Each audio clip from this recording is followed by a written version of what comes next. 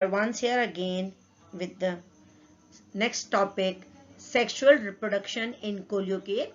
The topic is of BSc first year, paper first, botany.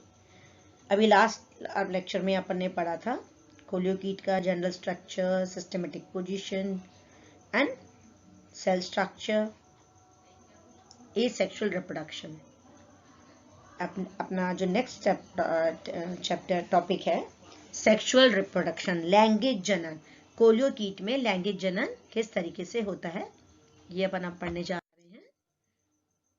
It is advanced oogamous type. Advanced oogamous type का मतलब होता है विषम युग्म, अग्रत विषम युग्मकी टाइप का इसमें रिप्रोडक्शन पाया जाता है. सेक्सुअल रिप्रोडक्शन, इसमें जो नर प्रजनन संरचना होती है उसको पुधानी या एंथीडियम कहते हैं और मादा प्रजनन संरचना को हम अंडधानी, oogoनियम और कार्पोगोनियम कहते हैं. कोलियोकीट की कुछ स्पीशीज जो होती हैं वो उभयलिंगाश्री मोनोशियस होती हैं, मतलब, और कुछ ये जो है जो जातियां जो हैं जैसे कोलियोकीट पल्वानेटा एक लिंगाश्री डायोशियस. ठीक है. गद्दी जैसे सुकाय में तथा थाली जैसे सुकाय में प्रजनन संरचना की व्यवस्था संरचना भिन्न भिन्न अपन ने पढ़ा था ना, डिस्क फॉर्म एंड. ठीक है. नाउ अब हम पढ़ेंगे एंथ्रीडियम, पुधानी. ये पुधानी का डेवलपमेंट कैसे होता है. कुछ प्रत्येक पुधानी एक शंकु रूपी उदर्थ मतलब इरेक्ट ब्रांचेस में विकसित होती है, जिसके कारण आधार पर क्या होता है बेटा, पट बन जाते हैं, सेप्टा बन जाते हैं और वह मात्र कोशिका से अलग हो जाती है. ठीक है. And they develop midway between the periphery and the centre of the thallus and they are at the tip of the erect branches.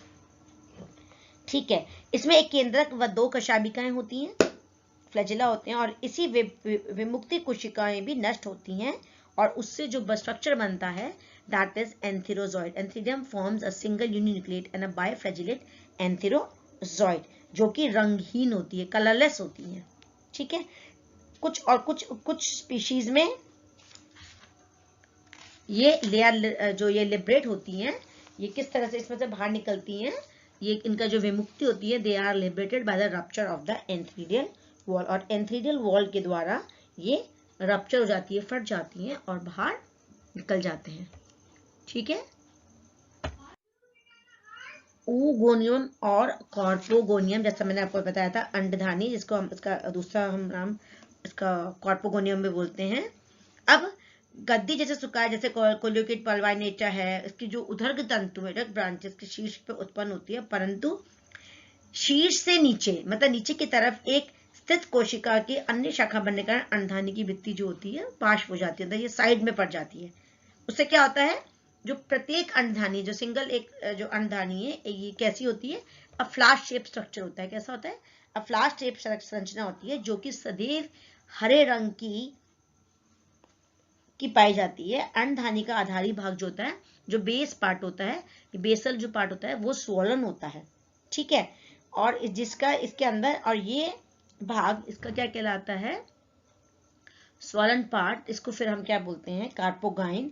इसका जीव द्रव्य अंड कहलाता है. फ्लास्क का ऊपरी भाग जो लंबी गर्दन ये जो ना सिंगल न्यूक्लियस राउंड्स ऑफ, ठीक है, लंबा जो रंगीन भाग है उसको हम क्या कहते हैं, रंगीन भाग को हम क्या कहते हैं, ट्राइकोगाइन कहते हैं. क्या कहते हैं, ट्राइकोगाइन.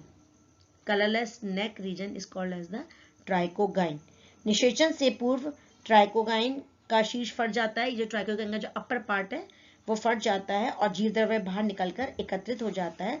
इसके जो प्रोटोप्लास्ट के बेसल पार्ट से निकलते हैं उससे क्या होता है, जो टिप ऑफ द ट्राइकोगाइन जो होती है वो ब्रेक हो जाती है एंड कलरलेस प्रोटोप्लाज्मिक एक्सट्रूड, मतलब ये जो जीव द्रव्य बाहर निकल के आता है जो रंगीन होता है, इसमें फिर क्या होते हैं, किससे, ये फ्लावर शेप जो स्ट्रक्चर होता है ना जिसका oogoनियम का, ये एक्सक्लूड हो जाता है. और इस जो कलरलेस प्रोटोप्लाज्म के अंदर जो एंथेरोजॉइड्स होते हैं, they are attracted towards the oogoनियम. कैसे अट्रैक्ट होते हैं, ये जो जीव द्रव्य जो बाहर निकल कर आता है और जो आके एकत्रित हो जाता है उस पर क्या होता है, पूर्णअणु जो होते हैं वो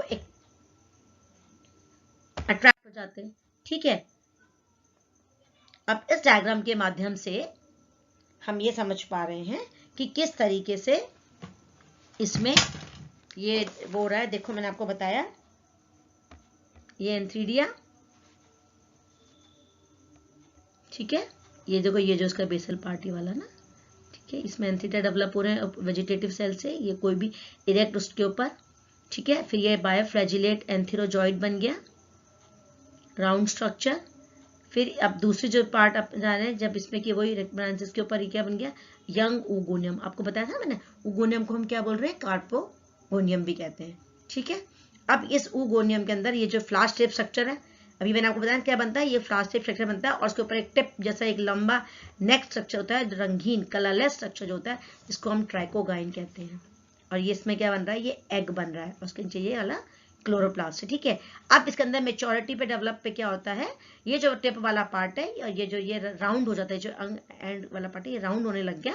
और इसके अंदर देख रहे हैं आप, फिर इसमें से ये मेच्योर ऊगोनियम बन गया, और इसमें से फिर मेल न्यूक्लियस और ये फीमेल न्यूक्लियस इसके अंदर, ये इसके अंदर ट्राइकोगाइन फट गई, और इसके अंदर ये जो एंथ्रोजॉइड आया, और ये इसके अंदर आ गया।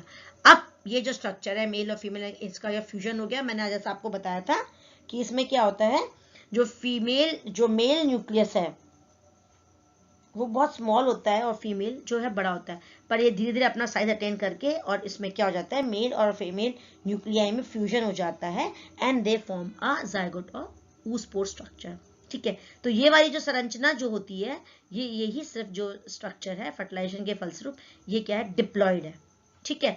अब इसके अंदर क्या हो रहा है, ये डिवाइडिंग oospore, ठीक है। ये डिवाइडिंग हो गया, दो बन गई, और दो से फिर इसके अंदर ये इसके आउटरस्ट पार्ट पर क्या बन गया, ये वाला जो पार्ट है जो इसको पूरा covered single jacket like structure होता है, इसको हम बोलते हैं स्पर्मोकार्प।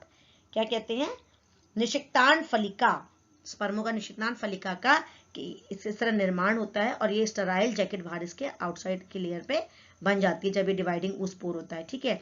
अब इसमें से फिर क्या निकलते हैं, ये जो स्पर्मोकार्प स्ट्रक्चर, इसमें से फिर इसके अंदर इस तरीके से वो करके पोस्ट फर्टिलाइजेशन चेंजेस में जो अपन देखते हैं, निषिक्तान फलिका में डेवलपिंग ये ज़ूस्पोर में से बाहर निकल के आ जाता है, ठीक है। ये समझ में आया आपको कि किस तरह से एंथ्रीडियम की ब्रांच है, फिर एंथ्रोजॉइड है, फिर successive stages in the development of oogonium, फिर ये फर्टिलाइजेशन हुआ यहाँ पे, फर्टिलाइजेशन oospore डेवलपमेंट, फिर stages in the germination of oospore and the formation of zoospore. मैंने जैसा बताया ना, male nucleus is much smaller in size than the female nucleus, and male nucleus जो है फिर साइज अटेन करता है and fuses with the female nucleus to form zygote. अब पोस्ट फर्टिलाइजेशन चेंजेस में क्या होता है, फर्टिलाइजेशन जैसे होता है, जो बेसल सोलन पार्ट होता है ऊगोनियम, वो तो सेपरेट हो जाता है बाय द ट्राइकोगाइन मतलब फॉर्मेशन ऑफ सेप्टा, उसके सेप्टा बेस पे सेप्टा बन जाते हैं, और सूडोपेरेन्काइमेटस लेयर जो है फॉर्मेशन हो जाती है, किसके अराउंड हो जाती है, ऊगोनियम के, और उसको हम बोलते हैं स्पर्मोकार्प, निषिक्तान फलिका। Now germination of spermocarp. फिर जब ये जो फेवरेबल कंडीशन आते हैं, अनुकूल परिस्थितियों में, निषिक्तान जो शुरू में क्या होता है, इट टर्न्स ग्रीन, हरे रंग का होता है, और प्रमुख विभाजन, फिर उसका प्रथम विभाजन होता है, और शेष विभाजन एक दूसरे के समकोण होता है, मियोट। और प्रथम विभाजन जो होता है वो कैसा होता है, मियोटिकली, मतलब अर्धसूत्री प्रकार का विभाजन होता है, और इससे क्या बनती है, 8 से 32 सेल्स बन जाती हैं, ठीक है। और जब इससे 8 से 32 जब सेल्स बनती हैं, तो ये कोशिका का जीव द्रव्य चल बीजाणु में ये मेटामॉर्फोसिस होता है, जीवाणु जो है इसमें मेटामॉर्फोस होकर एक सिंगल बाइफ्लैजिलेट द्विकशाभिक एक सामान्य संरचना चल बीजाणु के समान बनती है। और फिर इसको हम क्या बोलते हैं, इस वाली संरचना को हम इसको मियो चल बीजाणु, मियो ज़ूस्पोर भी कहते हैं। और निषिक्तान फलिका ज़ूस्पोर जो है वो स्पर्मोकार्प के निषिक्तान फलिका की भित्ति के फटने पर मियो चल बीजाणु बाहर निकलकर तैरना शुरू, they swim freely in the and settles down and to form a new thalli. और इस तरीके से एक लैंगिक जनन संरचना डेवलप हो जाती है। अगर आप अब इसका जीवन चक्र देखें, ऑल्टरनेशन ऑफ लाइफ साइकिल का देखें, तो जो हैप्लॉइड थैलस है वो करता है male and female gamete bear करता है, किस पर, इरेक्ट ब्रांचेस पर। अभी हमने जब डेवलपमेंट देखा ना एंथ्रीडियम और ऊगोनियम का, तो क्या देखा था कि उसमें मेल और फीमेल गैमेट्स हैं वो कहाँ, इरेक्ट ब्रांचेस पर हैं, and they fuse to form a diploid zygote. This is only the diploid stage, यहाँ पर ओनली कुछ टाइम के लिए ही ये द्विगुणित अवस्था होती है, फिर उसके बाद जो है, फिर ये जो जायगोट का जो न्यूक्लियस है, ये अर्धसूत्री विभाजन के द्वारा क्या बनाता है, अगुणित सुकाय का निर्माण, ज़ूस्पोर बनते हैं। और ये जो अगुणित सुकाय they germinate to give rise to haploid, फिर ये बना अगुणित सुकाय। और इस तरह की जो साइकिल है जिसमें पूरा टाइम हैप्लॉइड सेल जो है वो हो रही है, इसको हम बोलते हैं, इस तरह के जीवन चक्र को हम अगुणित प्रदान या haplontic type of life cycle कहते हैं। आया आप लोगों को समझ में हैप्लॉन्टिक टाइप ऑफ साइकिल का किस तरह से हमने देखा। अब आप इस डायग्राम के माध्यम से समझ लेते हैं।